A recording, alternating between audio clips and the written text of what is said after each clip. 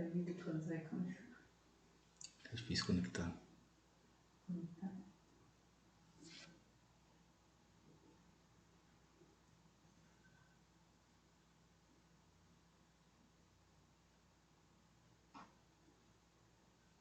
Chega na internet.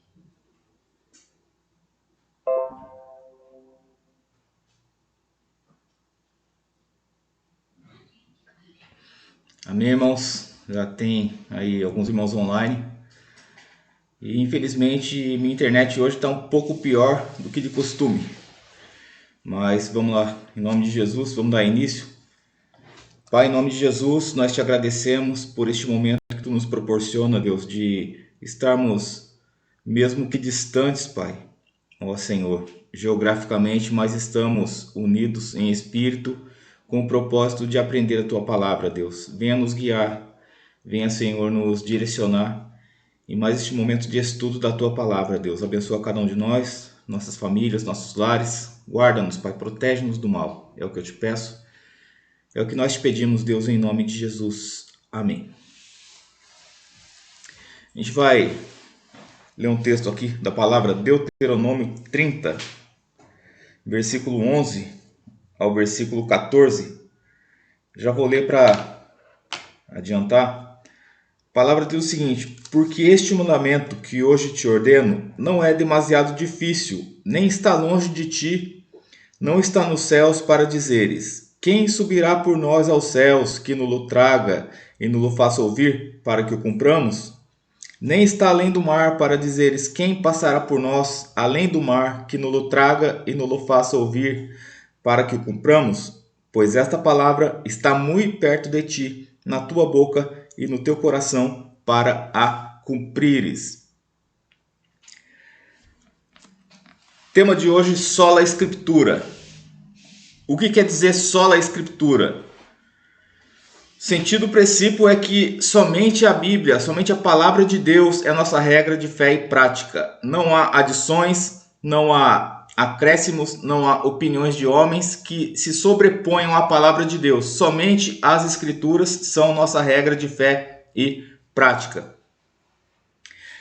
Como nós temos visto, demos início a semana passada com o Sola Fide, os 5 solas da Reforma eles foram estabelecidos, foram propostos, foram sistematizados justamente para combater, para corrigir algumas coisas que estavam em desacordo com a palavra de Deus, com o cristianismo bíblico. Por exemplo, o Sola Fide foi estabelecido em contraponto à fé e obras. Somente a fé, somente pela fé nós somos justificados, somente pela fé nós somos salvos. Em contraste, em contraposição com a crença da época que afirmava que é necessário fé mais obras para ser salvo. Já o sola escritura foi estabelecido em contraponto à crença dominante na época de que as escrituras mais a tradição é que são necessárias, é que são itens, requisitos básicos para que nós sigamos e alcancemos a salvação. Ou seja, sola escritura, somente as escrituras, somente a Bíblia Sagrada é nossa regra de fé e prática. Não as escrituras, mais a tradição. Tira a tradição, sola escritura. Esse texto que nós lemos, ele traz em si, traz em seu bojo, aquilo que nós chamamos de perspicuidade das escrituras. O que é perspicuidade? Clareza, nitidez. Clareza. A Bíblia, os mandamentos do Senhor estão muito claros. Nós não precisamos de alguém que suba ao céu, como diz aqui o escritor bíblico. Não precisamos de alguém que vá até o céu, traga o mandamento, nos faça ouvir. Não precisamos de alguém que vá além do mar para dizer para nós: eis aqui a palavra, eu atravessei o mar, eu enfrentei 1001 desafios, busquei a palavra, aqui está para vocês. Não, a palavra de Deus, somente as escrituras são claras, são nítidas no que diz respeito aos itens, aos requisitos necessários para que nós venhamos a ler, encontrar o Senhor e obter a salvação. Imagine você um livro escrito num período de cerca de 1.600 anos, aproximadamente de 1.500 a.C. a 90 depois de Cristo, aproximadamente. Obviamente aí temos o período interbíblico, 450 a.C., aquele período que não houve palavra de Deus escrita, novas revelações escritas da palavra do Senhor, mas foram cerca de 1.600 anos em que a palavra de Deus foi compilada. No período de 1.600 anos, a palavra de Deus foi escrita por cerca de 40 autores. Muitos deles não se conheceram pessoalmente um ao outro, é óbvio, até mesmo pela distância temporal de um do outro. Imagine Moisés, viveu cerca de 1.600 anos antes do apóstolo João, por exemplo.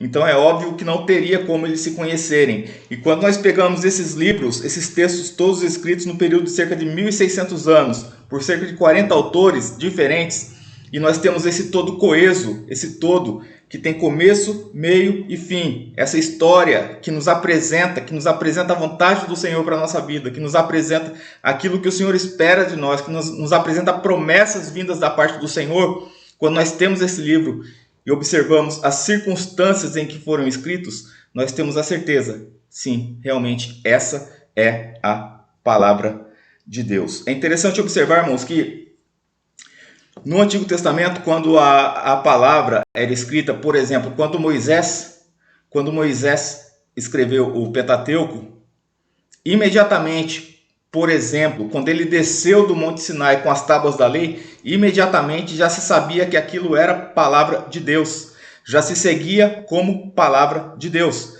Quando os profetas escreviam, já se tinha a certeza de que aquilo era uma exortação, aquilo era uma palavra vindo da parte de Deus. Ou seja, imediatamente no Antigo Testamento, quando a palavra era escrita, já era considerada a palavra de Deus. O que não aconteceu no Novo Testamento. Por quê? Porque a igreja participou, por que não dizer, da escrita, da compilação da palavra que nós hoje conhecemos como Novo Testamento. Como nós sabemos, 27 livros do Novo Testamento. Mas há alguns critérios que foram observados para que se chegasse a um consenso no que diz respeito ao que aquilo que estava sendo registrado era de fato palavra de Deus. Nós separamos 4 critérios básicos no que diz respeito ao Novo Testamento. Primeiro critério, testemunho interno do Espírito Santo. Ou seja, não foi a igreja que estipulou quais eram os livros canônicos do Novo Testamento. Foi o Espírito Santo que inspirou homens a escrever e a igreja simplesmente aceitou. Não foi a igreja que peneirou, esse aqui sim, esse aqui não, aquele não. Eles foram sendo compilados pelo testemunho do Espírito Santo no seio da igreja e a maioria dos 27 livros foram consenso na igreja primitiva. Todos concordavam que aquilo de fato era palavra de Deus. Para nós termos uma ideia, já no século II, segundo século da era cristã, cerca de 120 depois de Cristo, todos os livros que hoje conhecemos como Novo Testamento já eram conhecidos, já eram tidos como palavra de Deus, já eram citados e mesmo referenciados e reverenciados como autoritativos para a vida da igreja. Nós sabemos que em 367 depois de Cristo, o bispo Atanásio apresentou pela primeira vez essa lista fechada dos 27 livros, 367 depois de Cristo. Em 397, no Concílio de Cartago, a igreja reconheceu oficialmente esses 27 livros, e só estes como canônicos. E essa decisão foi ratificada, foi confirmada pelo Concílio de Hipona em 419. Ou seja, apesar de não ter sido sistematizado, propriamente dito, antes do ano 367 com Atanásio, toda a igreja primitiva já tinha os 27 livros do Novo Testamento como palavra de Deus. Já eram considerados palavra de Deus, ou seja, testemunho do Espírito Santo. Não foi a igreja que peneirou, esse eu quero, esse não, mas o Espírito Santo testificava junto à igreja primitiva que aquilo era palavra de Deus que estava à disposição da igreja. Segundo critério, origem apostólica.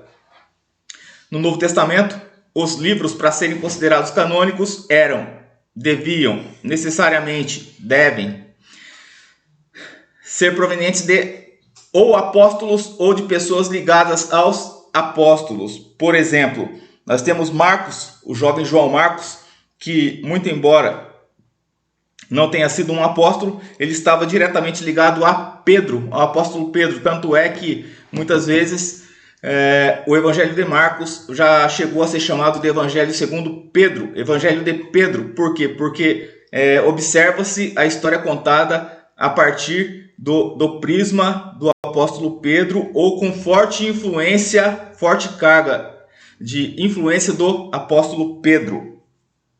Temos ali Lucas e Atos. Como nós sabemos, Lucas era companheiro de viagem do apóstolo Paulo, ou seja, muito embora Lucas não tenha sido um apóstolo, ele era companheiro de viagem do apóstolo Paulo, que certamente ratificava ali a escrita de Lucas, ou seja, Lucas e Atos provém da autoridade de Paulo. Hebreus, cujo autor nós não sabemos, também era mormente relacionado ao apóstolo Paulo. Temos ali Tiago e Judas, que eram apóstolos. Mateus, como nós sabemos, ou seja, o livro necessariamente deveria ser proveniente de um apóstolo ou alguém ligado aos apóstolos. Não era qualquer um chegar e apresentar um livro e dizer que era canônico. Terceiro lugar, terceiro critério, conteúdo dos livros. É óbvio que o Espírito Santo não se contradiz. Deus não se contradiz.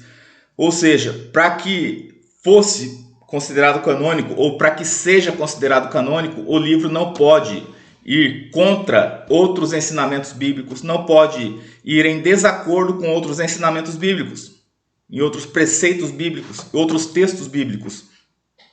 Quando nós pegamos os apócrifos, nós temos a nítida certeza, aí um certo oxímoro, nós temos a certeza de que aqueles apócrifos, os livros apócrifos que não são aceitos por nós como canônicos, são de fato não inspirados. Por exemplo, você pega o livro de Tobias, um dos apócrifos, em que há um texto em que um anjo orienta Tobias a pegar um peixe, arrancar o coração do peixe e botar no fogo aquele coração daquele peixe. Por quê? Porque a fumaça que subisse iria espantar toda a casta de demônios.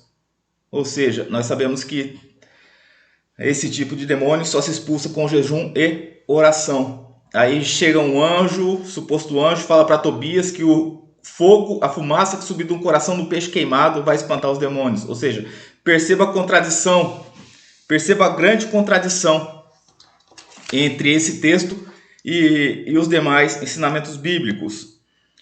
Nós temos ali, por exemplo, também no livro de Tobias, a afirmação de que a esmola livra da morte espiritual.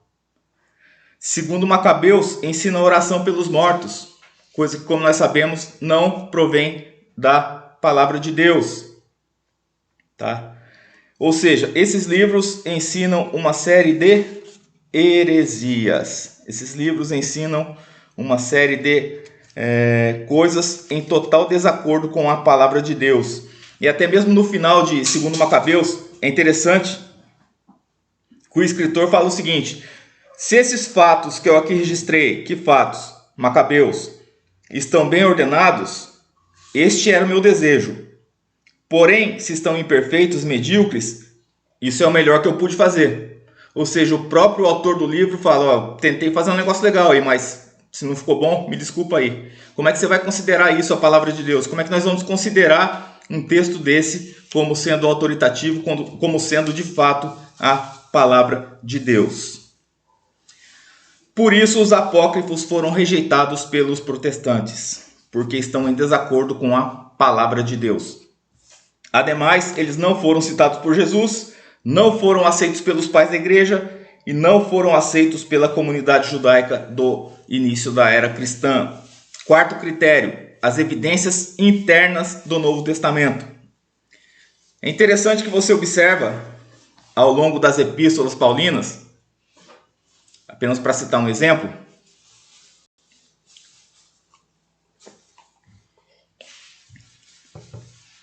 que o próprio apóstolo Paulo, ele tinha convicção de que o que ele estava escrevendo não eram meras palavras de homens, mas sim eram palavras de Deus, palavras inspiradas por Deus como direcionamento às igrejas. Por exemplo, quando nós observamos o apóstolo falando aos Gálatas, ainda que nós mesmos, ou um anjo do céu, anuncie um outro evangelho além daquele que nós já temos anunciado, seja anátema. Ou seja, quando ele fala outro evangelho, é óbvio que ele considerava aquilo que ele estava escrevendo como palavra de Deus. Ele considerava os seus escritos palavra de Deus. Ele sabia, ele tinha convicção de que estava sendo usado por Deus para escrever a sua palavra, para escrever orientações à igreja do Senhor.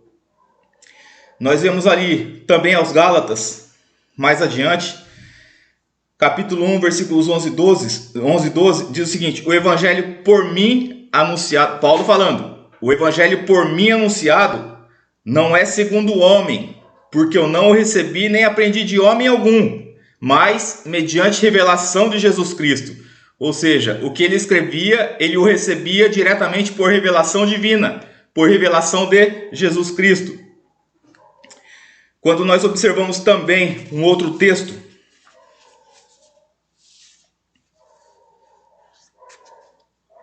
em 1 Tessalonicenses 2:13, Paulo diz o seguinte: outra razão ainda temos nós para incessantemente dar graças a Deus, é que, tendo vós recebido a palavra que de nós ouvistes, que é de Deus, acolhestes não como palavra de homem, e sim como em verdade é a palavra de Deus, a qual com efeito está operando eficazmente em vós, os que credes.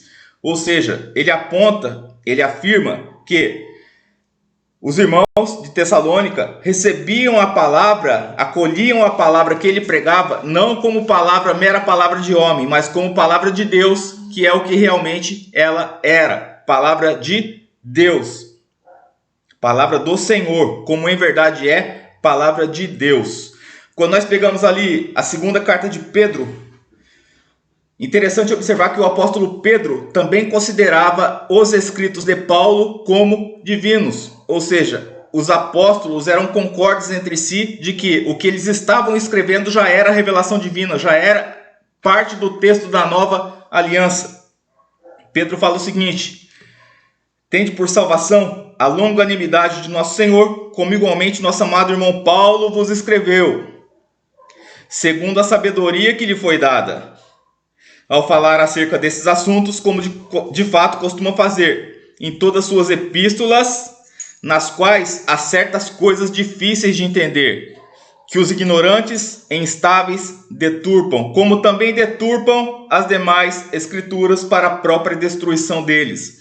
Ou seja, acerca das epístolas de Paulo, o que Pedro afirma? Há alguns inconstantes, algumas pessoas, alguns ignorantes e instáveis deturpam as palavras de Paulo, como também deturpam as demais escrituras. Ou seja, ele inclui as cartas de Paulo e inclui os textos de Paulo como também sendo escritura. Uma vez que ele fala, eles deturpam como também deturpam as demais escrituras, mas isso para a destruição deles. Ou seja, os apóstolos eram concordes entre si de que o que eles escreviam era de fato a palavra de Deus. Observemos também que os apóstolos, eles cobraram que suas cartas fizessem parte da leitura dos cultos. Interessante, o próprio Paulo, ele recomendava que suas cartas fossem lidas durante o culto. Nós sabemos que durante o culto do judaísmo era comum a leitura da Torá. A Torá, que era considerada a palavra de Deus, é considerada a palavra de Deus para os judeus. A Torá, que é o livro da lei. Como os cristãos da igreja primitiva eram constituídos, a igreja era constituída por sua grande maioria judeus recém-convertidos, eles também teriam esse costume de ler não somente a Torá, não somente o livro da lei, mas também as cartas dos apóstolos eram lidas durante o culto público.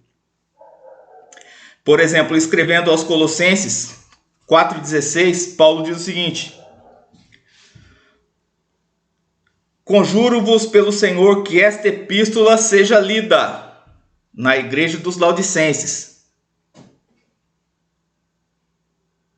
E uma vez lida esta epístola perante vós, providenciai para que também seja lida na igreja dos Laodicenses, e a de Laodiceia lede-a igualmente entre vós, perante vós. Ou seja, as epístolas que eram direcionadas às igrejas deviam ser lidas tanto naquela igreja como deviam ser circulares. Por isso nós afirmamos que muitas das epístolas eram circulares. Por quê? Porque eram lidas no local para o qual eram destinadas, mas não só, eram lidas também nas igrejas próximas. Em 2 Coríntios 10:9, Paulo fala o seguinte, que aquela carta, obviamente está implícito na fala de Paulo. Ele diz o seguinte, 10:9, para que não pareça ser meu intuito intimidar-vos por meio de cartas. Ou seja, se ele temia, se ele tinha um certo receio de que os irmãos se sentissem intimidados por meio de carta, é óbvio que aquela carta deveria ser lida entre os irmãos, no contexto do culto. Quando nós vemos Apocalipse 1:3, o apóstolo João registra o seguinte: bem-aventurados aqueles que leem e aqueles que ouvem as palavras da profecia e guardam as coisas nela escritas, pois o tempo está próximo. Como eles ouviriam? Por que eles ouviriam? Porque a carta, porque a epístola, porque aquele registro de João seria lido nas igrejas. Tanto é que, como nós sabemos, as 7 cartas, as 7 igrejas da Ásia, ali no princípio de Apocalipse, do livro de Apocalipse. Ou seja, aquelas palavras deveriam ser lidas durante o culto. Aquelas exortações, aquelas puxadas de orelha, deveriam ser lidas no contexto do culto. Mais uma vez afirmo, os apóstolos eram concordes entre si de que o que eles escreviam não era mera palavra de homem, mas era a palavra de Deus, palavra do Senhor.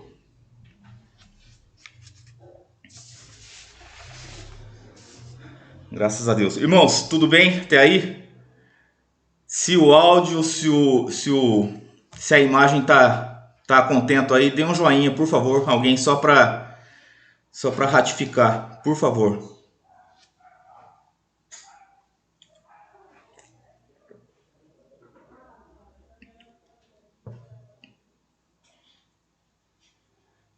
Áudio ok. Imagem ok. Alguém se manifeste, por favor.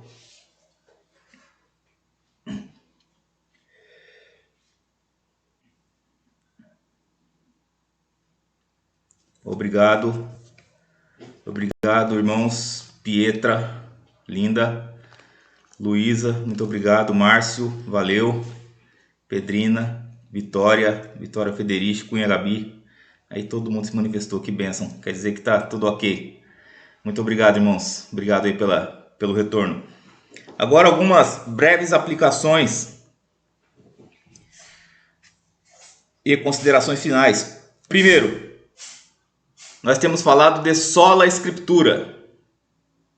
Somente as escrituras são nossa regra de fé e prática. Tudo que nós precisamos saber a respeito da palavra de Deus, tudo que nós precisamos saber acerca da palavra, acerca da vontade de Deus para a nossa vida, está grafado na Bíblia Sagrada. Não precisamos a palavra de um iluminado, não precisamos da palavra ou da ratificação de um grupo de homens supostamente superiores. Não, a palavra de Deus nos basta, sola escritura. Segundo, nós temos algumas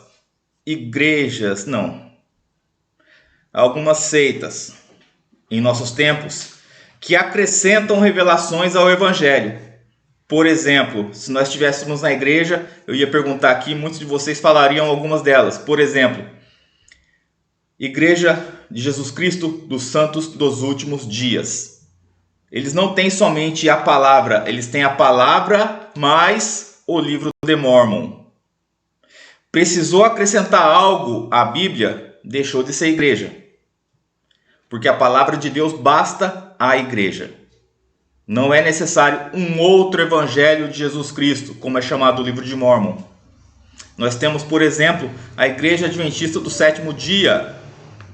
Igreja Adventista do Sétimo Dia, que considera os escritos de Ellen Goldwhite como sendo ou como tendo peso igual à palavra de Deus. Não precisamos de novos profetas, não precisamos de novas profetisas, não precisamos de novas profecias, porque, como eu disse, tudo o que é necessário para sabermos a vontade de Deus está registrado na Bíblia Sagrada. Aí nós temos também, poderíamos citar as Testemunhas de Jeová com a tradução do Novo Mundo, né, que é uma versão mutilada, que é uma versão alterada e adulterada da palavra de Deus, e tantos outros que a cada dia pululam aí pelo mundo, né? Tantas outras seitas que acrescentam novas revelações, supostas novas revelações à palavra de Deus. Terceira aplicação, uma puxadinha de orelha básica em nós reformados, cristãos reformados protestantes. Muitas vezes nós tendemos a colocar a opinião do teólogo tal em patamar igual à Bíblia Sagrada. Por exemplo, muitos defendem Calvino com unhas e dentes. Muitos defendem Lutero com unhas e dentes. Muitos defendem qualquer outro teólogo com unhas e dentes. Porém, os teólogos são falhos. Fiquemos com a palavra de Deus. Se o que esses homens escreveram, e nós nos aproveitamos muito desses textos, se estão em acordo com a palavra de Deus, amém. Mas se algo que nós detectarmos não encontra escopo, não encontra base nas Sagradas Escrituras, rejeitemos. Porque homens são falhos. Qualquer teólogo é falho. Por mais perfeito que você o julgue, ele está sujeito a erro. Somente a Bíblia não está sujeita a incorreções, porque ela é perfeita. A lei do Senhor é perfeita, como a própria Bíblia nos assegura. Não só teólogos, mas também confissões de fé. Nós tendemos muitas vezes a incluir em nossos debates, em nossas conversas. Nos esquecemos que muitas vezes as confissões de fé também foram escritas por homem, logo estão sujeitas a erro. Tá? Não afirmo que nós devemos rejeitá-las, nós devemos pesá-las à luz da palavra de Deus. Se de fato as confissões de fé que nós seguimos estão em acordo com a palavra, amém. Mas devemos examiná-las, porque elas em si não possuem peso. Elas sozinhas não possuem peso. O que lhes atribui peso é o fato de estarem embasadas na palavra de Deus. Os reformadores, eles usavam termos em latim. A escritura é a norma normans, ou seja, é a norma normatizadora. Tudo tem que ser normatizado à luz da palavra. Já os credos e as confissões são norma normata, são norma normatizada, ou seja, normas derivadas da norma normatizadora. Complicado, né? Norma normata, norma normans. A norma normata é emanada da norma normans. A norma normatizada, os credos e confissões, emanam das escrituras, que é a norma normatizadora. Amém? Hoje nós vemos também uma quarta aplicação. Muitas igrejas pentecostais, principalmente, não tanto, mas principalmente as neopentecostais, elas acrescentam a fala de seus líderes à palavra de Deus.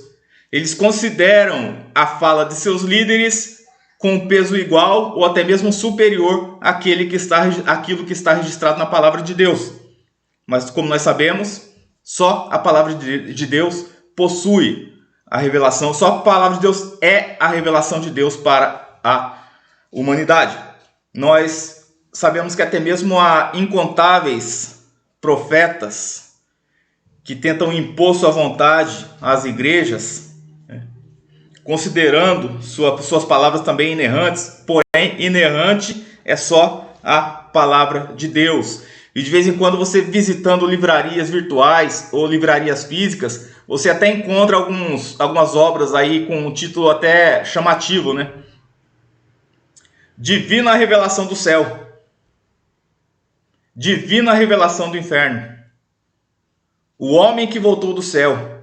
Ou seja, são pessoas que supostamente foram arrebatados, foram levados ao céu, foram levados ao inferno e voltam e registram em livro e vendem aos milhares, como se aquilo fosse uma revelação de fato divina. Porém, por exemplo, por que não devemos crer nessas divinas revelações do céu, registradas em livro recentemente? Recentemente que eu digo, uns 20, 30 anos para cá. Porque nem o apóstolo Paulo, com todo o peso, com toda a autoridade que ele tinha, ele não registrou aquilo que ele viu quando foi arrebatado do terceiro céu. Aí você vai acreditar num picareta que hoje diz que Deus me levou no céu, e eu vi isso, vi aquilo, Deus me levou no inferno, e eu vi lá o Michael Jackson, vi não sei quem. Balela, tudo mentira. Para quê? Para simplesmente vender livro, para simplesmente se projetar na mídia, né? São charlatões aí que tentam impor falsas visões, falsas profecias ao povo, e infelizmente muitos evangélicos caem nessa e compram e leem e tornam esses livros verdadeiros best-sellers. Centenas de milhares de livros vendidos. Retornemos. Somente a palavra de Deus é escritura. Somente a palavra de Deus é infalível, inerrante e eficaz em todos os seus termos. Quinta aplicação, nós muitas vezes tendemos a o quê? A pautar nossa vida também não somente na palavra de Deus, mas nos nossos próprios sentimentos. Quem aqui nunca viu ou nunca ouviu um crente afirmar que eu senti de Deus de fazer isso? Talvez até mesmo você já tenha falado assim, eu senti de Deus, então eu vou fazer isso.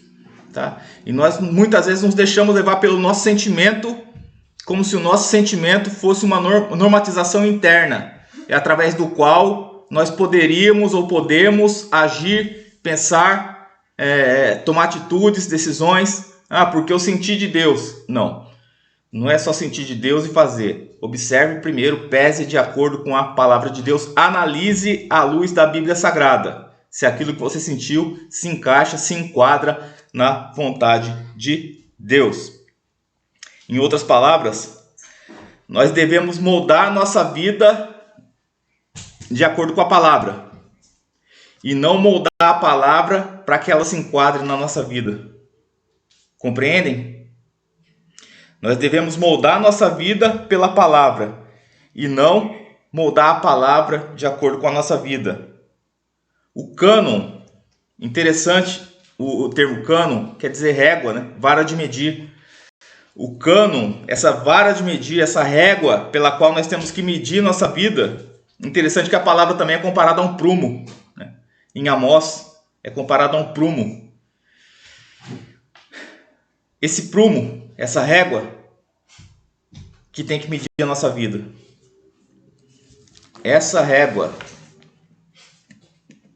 devemos medir nossa vida de acordo com essa régua, com esse prumo. Amém? E não medir esse prumo de acordo com a nossa vida. Compreendem? Moldar nossa vida à luz da palavra e não moldar a palavra à luz da nossa vida. Ok, irmãos? Então é isso. A previsão aí seria realmente meia hora, 35 minutos. Estamos aí com 35 minutos. Então, o que eu tenho para passar para vocês por hoje é isso. Se alguém quiser fazer alguma pergunta, algum comentário, por favor, coloque aí nos comentários que a gente vai estar interagindo.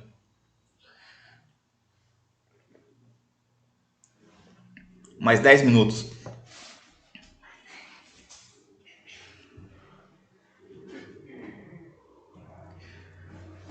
Alguma observação, comentário, pergunta, reclamação?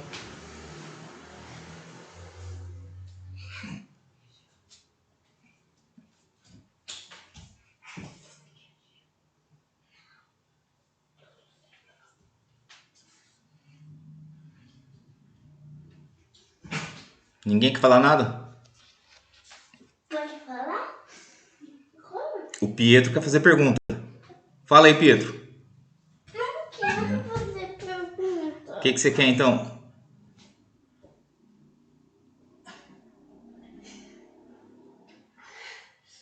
Tá impaciente aqui que eu falei para ele ficar quietinho meia hora. É uma tarefa muito difícil para ele ficar quieto meia hora. Vamos lá, irmãos. Perguntas?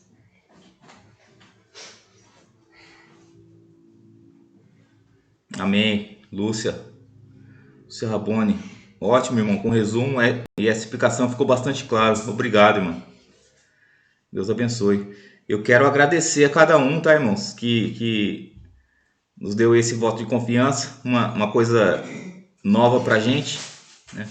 Nunca fiz esse tipo de transmissão. E até mesmo comentei com a Bárbara aqui agora há pouco que eu tava me sentindo como aquele menino da escola que vai fazer a prova e 5 minutos antes fica querendo verificar tá certo, não tá, quero ver mais alguma coisa aqui. Vera, achei que iríamos usar uma revista também. Em momento oportuno a gente usa, né, Vera? Porque, assim, via internet não dá pra seguir a revista não, tá? Mas esse resumo aí tá enquadrado na revista também, tá? Tirei algumas coisas da revista. Pode observar aí que tem algumas coisas em consonância à revista.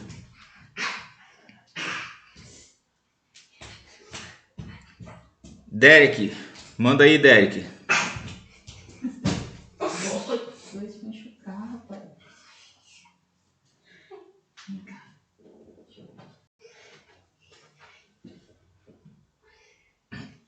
Como eu disse em certa escola dominical, a nossa preocupação é a seguinte: quando você fala algo, expõe algo e o povo fica quieto, não tem pergunta nenhuma, tem duas opções: ou entenderam tudo ou não entenderam nada, né?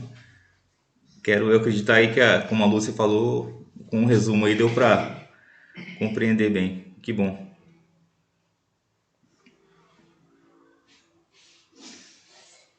Ô louco, só aprendi hoje. Derek falou.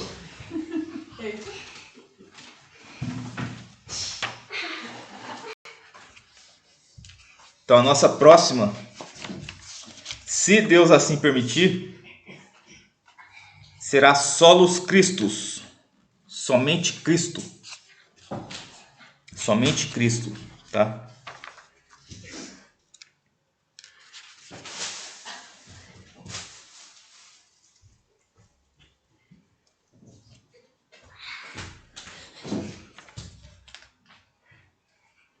Então só um apontamento aí com base no que a Vera falou. A Vera achou que a gente ia usar a revista também, né? A lição de hoje tem 3 tópicos: a autoridade da escritura, que nós falamos, só ela é a nossa autoridade; a suficiência das escrituras, só elas nos bastam; e a clareza da escritura, a perspicuidade da escritura, que foi a primeira coisa que eu falei, né, irmãos? Então, e a necessidade da escritura também, precisamos dela, ou seja, embora eu não tenha usado ipsis literis aí a revista, nossa revista, os temas principais foram retirados aí dela, ok? A próxima, Pedrina, é sábado que vem, se assim Deus permitir, tá? Solus Christus, tá bom? Somente Cristo, nosso Senhor, Salvador, soberano, maravilhoso, conselheiro, Deus forte, Pai da eternidade, príncipe da paz. Só Cristo é o nosso Salvador. Vai ser nosso próximo sábado, se assim Deus permitir. Gabi, espero que consiga ver esse estudo. Vai conseguir sim, Gabi. Depois eu vou tentar colocar no YouTube depois, tá? Não sei se vou conseguir porque a gente está começando agora nesse ramo aqui. Então não sabemos se vai dar tudo certo, tá ok? Mas tomara que sim. E a apreensão era muito grande também por conta da minha internet, que não é lá essas coisas. Até no início aí, quem estava observando no começo, viu que caiu algumas vezes, né? Eu estava fazendo o teste e caía. Eu falei, meu Deus, não vai dar certo, né? Mas graças a Deus aí estamos com 40 minutos de transmissão já e não caiu, né? Embora a internet não seja 100%, mas graças a Deus deu para transmitir aí a contento. Bárbara, alguma pergunta? Vitória, alguma pergunta? Pietro, alguma pergunta? E eu agradeço mais uma vez aí, irmãos, porque eu não sei com quem eu comentei que se um irmão ficar online assistindo já valeu a pena. Já valeu a pena. E tem vários aí, graças a Deus, né? Vários irmãos aí nos acompanhando. Amém? Mais alguém quer falar algo? Ou perguntar algo? Sim? Não? Talvez?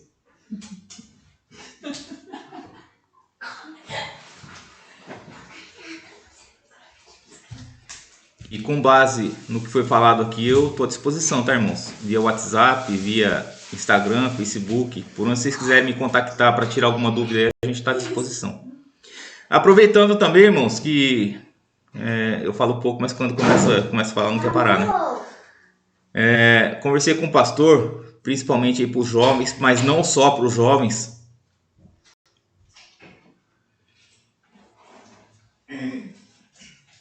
Derek foi comigo e teve mais de uma pessoa.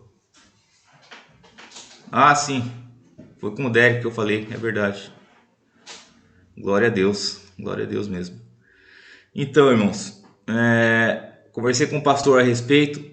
A gente vai lançar para os jovens tipo um desafio que eles nos apresentem suas dúvidas. E aí eu e o pastor vamos gravar vídeos curtos de 3 minutos no máximo, sintetizando a resposta àquela dúvida dos jovens e vamos jogar no canal da igreja, ok? Eu acho que vai ser bem interessante. Vocês podem até, aproveitando aqui esse espaço, caso tenham alguma dúvida teológica aí, ou dúvida de aplicação prática da palavra de Deus, pode lançar pra gente aí que a gente vai estar respondendo e colocando no YouTube, ok? Algo mais, irmãos? Deus abençoe, fiquem com Deus, uma ótima noite e amanhã não se esqueça de acompanhar o culto da igreja pelo Facebook, pela página da igreja no Facebook. Acompanhe a partir das 19h30. Infelizmente temos passado aí um período meio complicado, né? Eu tô falando aqui que eu tô me sentindo no Bird Box. Vocês assistiram Bird Box? Então, todo mundo trancado em casa, com medo, né? Se sair na rua, acontece alguma coisa inesperada, alguma coisa ruim. Tô me sentindo naquele filme, não. Tá uma coisa bem... Tá lamentável, né? A situação do mundo, para ser bem direto e claro. Irmãos, Deus abençoe, fique com Deus. Acompanhe amanhã o culto pela página do Facebook. Deus abençoe a todos. Tenham uma ótima noite na paz do Senhor Jesus. Eu amo vocês em Cristo. Tchau. Deus abençoe. Vamos orar? Vamos orar. Ah, Vera, muito bem lembrado. Amanhã, dia de oração da igreja. Lembrem-se. Amém? Dia de oração da igreja.